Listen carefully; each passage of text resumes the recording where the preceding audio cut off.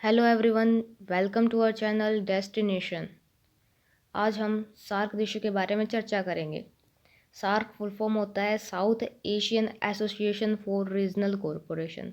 वर्तमान समय में सार्क में आठ कंट्रीज आते हैं। ये हैं मालदीव, श्रीलंका, भारत, पाकिस्तान, अफगानिस्तान, नेपाल, भूटान और बांग्लादेश। सार्क बना था 8 दिसंबर 1985 को। जब यह बना था तब इसमें 7 देश आते थे। ये थे मालदीव, श्रीलंका, भारत, पाकिस्तान, नेपाल, भूटान, बांग्लादेश। उस समय सार्क में अफगानिस्तान ऐड नहीं था। अफगानिस्तान सार्क में 2007 में ऐड किया गया। इसलिए जब हम इसके लोगों को देखते हैं तो उसमें 7 पिजन्स दिखाई देते हैं। जो 7 जो कंट्रीज हैं उनकी मित्रता, आपसी मजबूती मतलब विश्वास का प्रतीक है। लेकिन वर्तमान समय में इसमें 8 देश शामिल हैं। यह लोगो उस समय का है जब जब यह ग्रुप बना था। दूसरा, अब जब हम इसके लोगों को देखते हैं तो उसमें 2 हैंड्स दिखाई देते हैं। जो ये 2 हैंड्स हैं ये आपसी मित्रता के प्रतीक है, मतलब फ्रेंडशिप की, डीपली फ्रेंडशिप के सिंबल हैं ये। सार्क का हेडक्वार्टर नेपाल कैपिटल काठमांडू में है। अब देखते हैं कि सार्क की उत्पत्ति कैसे हुई, कैसे विचार आया कि सार्क को बनाया जाना चाहिए। तो चलिए आगे बढ़ते हैं, जानते हैं कि आखिर सार्क का जन्म कैसे हुआ। सार्क का जो विचार है वो 1947 से ही सबके दिमाग में आने लग गया था। जब भारत आज़ाद हुआ तभी कि हम सबको मिलकर, जो भी पड़ोसी देश हैं इनको मिलकर एक ग्रुप बनाना चाहिए, जिससे जो विश्व पटल पर हमारी जो स्थिति है वो एक ग्रुप के रूप में प्रदर्शित हो। सबसे पहले ये विचार जो बांग्लादेश के फर्स्ट प्रेसिडेंट हैं मुजीबुर रहमान, उनके दिमाग में आया।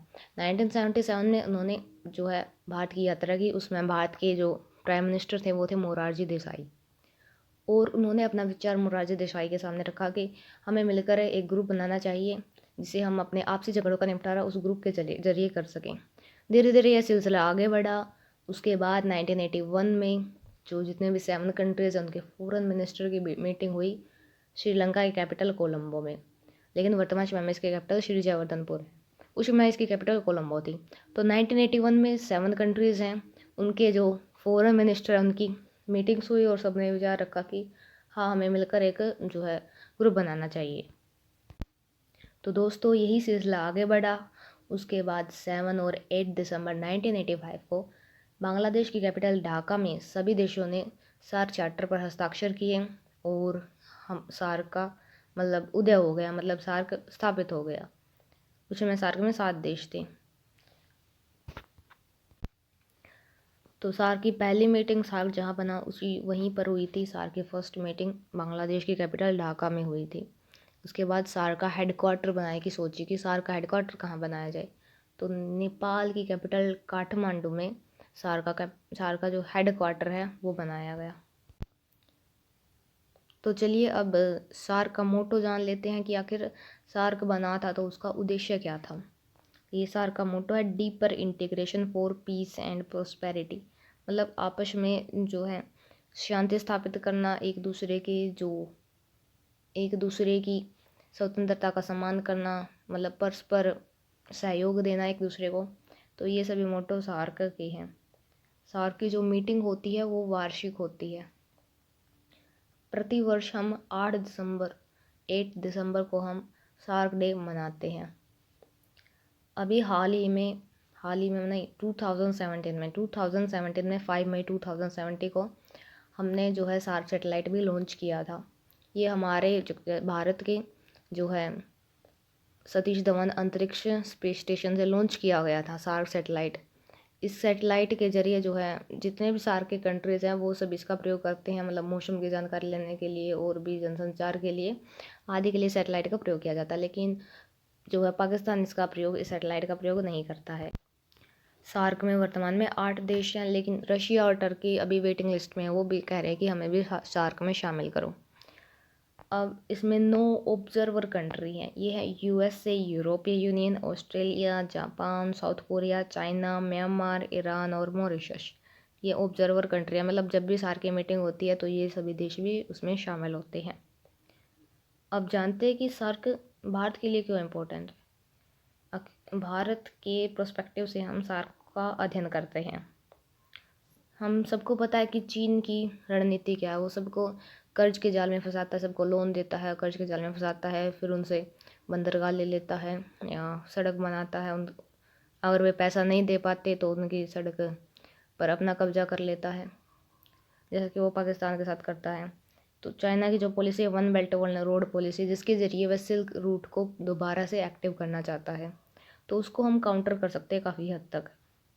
दूसरा है भारत की जो ईस्ट पॉलिसी है, आसियान देशों के साथ जो भारत की पॉलिसी है उसके साथ भी हम अच्छे संबंध बना सकते हैं। हम अपने ट्रेड को आगे ले जा सकते हैं सार्क के ज़रिए।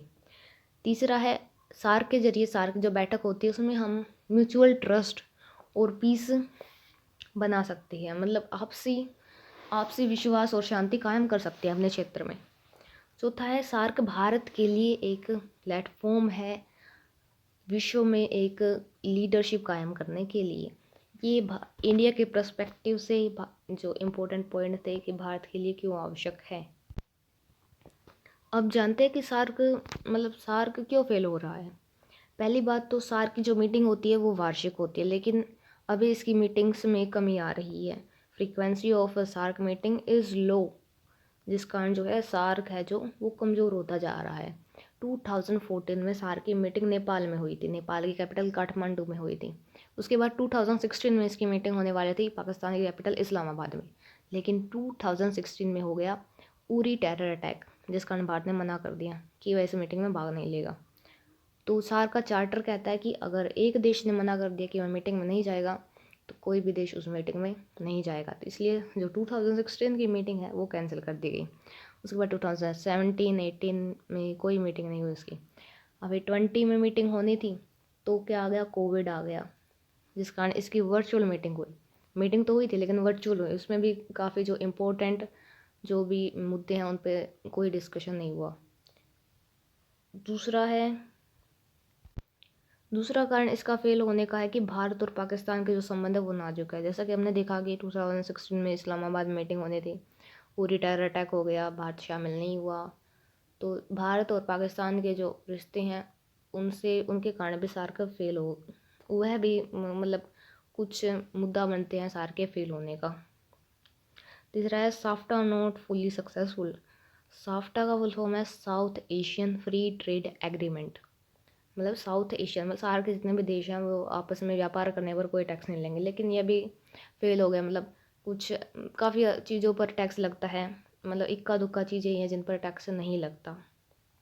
चौथा सबसे मेन कारण है अभी 2021 में तालिबान इन अफ़गानिस्तान में तालिबान का शासन हो गया। अब अफ़गानिस्तान तो सार्क का एक देश है और तालिबान को जो सार्क की कंट्रीज़ हैं, 7 कंट्रीज़ हैं, उन्होंने एज अ गवर्नमेंट इसे एक्सेप्ट नहीं किया है।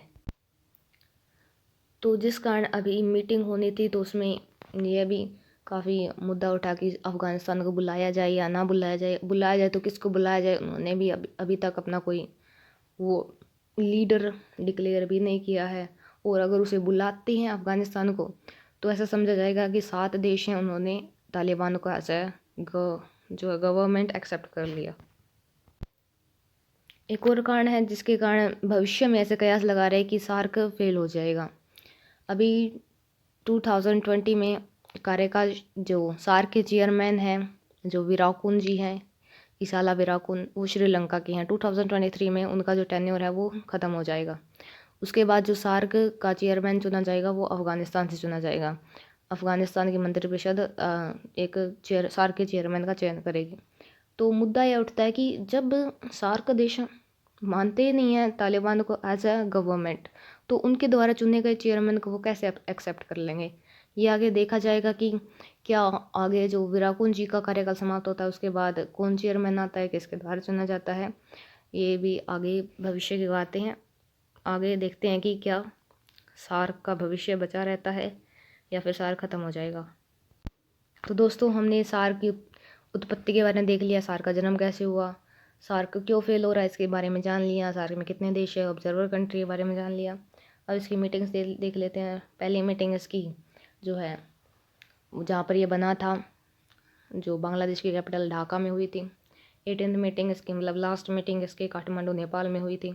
19th मीटिंग कैंसिल हो गई थी जो कि पाकिस्तान में होनी थी। अब इसके चेयरपर्सन जान लेते हैं, चेयरमैन कौन है इसके।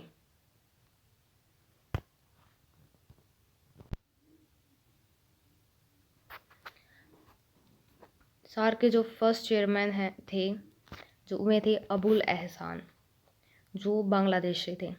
सार्क की पहली महिला चेयरमैन थी फातिमा दियाना सईद, ये मालदीव्स की थी। इंडिया से देखते हैं कि इंडिया के चेयरमैन कौन कौन थे। इंडिया के चेयरमैन थे कांत किशोर भार्गव, इनका टेन्योर था 1989 से 1991 तक। दूसरे चेयरमैन बने शीलकांत शर्मा, ये थे 2008 से 2011 तक इनका टेन्योर था। सबके नाम में कांत आ रहा है।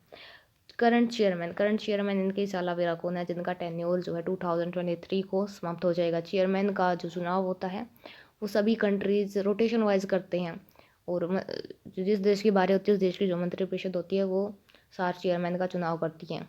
अभी 2023 में सार्क का जो चेयरमैन है विराकुन जी, उनका कार्यकाल समाप्त हो जाएगा। उसके बाद अफ़गानिस्तान से ही सार्क का जो चेयरमैन है वो चुना जाएगा। अभी देखते हैं कि आगे क्या होता है। चलिए अब सार्क की कुछ स्पेशल बॉडी के बारे में जान लेते हैं। सार्क के 4 स्पेशल बॉडी हैं। पहली है साउथ एशियन यूनिवर्सिटी, ये न्यू दिल्ली इंडिया में है, ये इसका लोगो है। दूसरी है SAARC Asian regional standard organisation, इसका हेड जो मुख्यालय है वो ढाका बांग्लादेश में है। तीसरी है सार्क डेवलपमेंट फंड, इसका जो हेडक्वार्टर है वो भूटान कैपिटल थिम्पू में है। चौथा है सार्क आर्बिट्रेशन काउंसिल जो कि इस्लामाबाद पाकिस्तान में है। आई होप आपको ये वीडियो पसंद आई होगी। Thank you so much.